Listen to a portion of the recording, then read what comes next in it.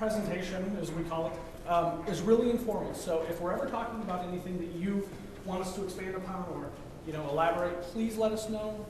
This isn't a lecture or sage from the stage or however it's described. Hopefully it'll take no more than 25 minutes or so, but I want to make sure I cover everything that you want or need to know. Afterwards, we'll leave it open for questions. Again, come and go as you please, all of that good stuff. First thing I want to do today is introduce you to who you'll be interacting with. If you do decide to proceed and everything works out and we start in the spring or fall, depending on what works best for people's timelines, it'll be a 3-year roughly venture with CMU, and you'll get to know quite a few of us. You won't see all of us necessarily, but there is a full team back at our headquarters, as we call it, in Mount Pleasant, Michigan, that's there specifically for your student support. And, some of the people you'll be interacting with the most are Dr. Jennifer Cochran, and she's the director of the MA&Ed program. She will be reviewing all of your final thesis capstone projects.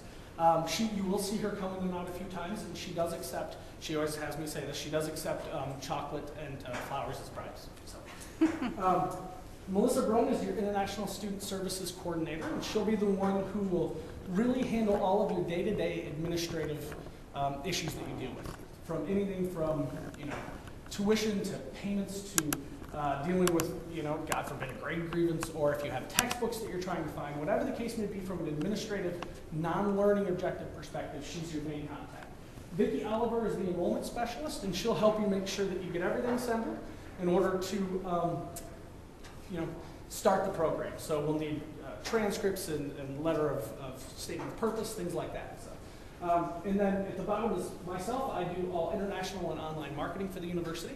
And I'm just here to kind of explain it to you and answer any questions that you might have. I should also mention that these are listed in order of importance, so we know where everyone is. Here's the agenda that we plan to cover. 2 things about how I do this. One is I rarely read from the screen. I think we've all sat through some of those presentations, and I promised myself I would never do that to anyone. And the other thing is you'll see pictures of our main campus. And for those of you who have not been to Mount Pleasant for any reason, I don't know why you would go unless you wanted to gamble, but I guess you have a place almost as close, just down the river, right? It's actually quite a very beautiful campus. It's 480 acres, located right in Mount Pleasant, which is in the center of the state. It's about an hour north of Lansing, which is where our capital is.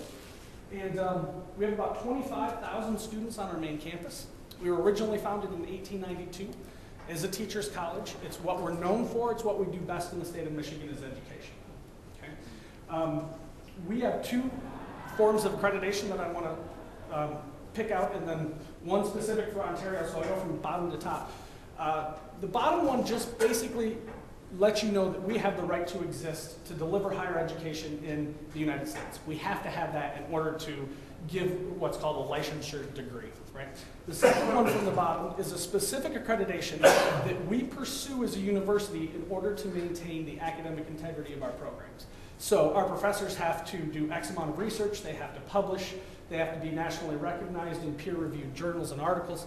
So it's something that we consistently are trying to do. Our next review actually comes up in 2011, and it's a very rigorous process in order to maintain that accreditation. But it's one of those things when you're looking at degree programs, you want to make sure, look at specialized accreditation and what they're pursuing from an outside perspective to make sure that the standard of their education is rigorous.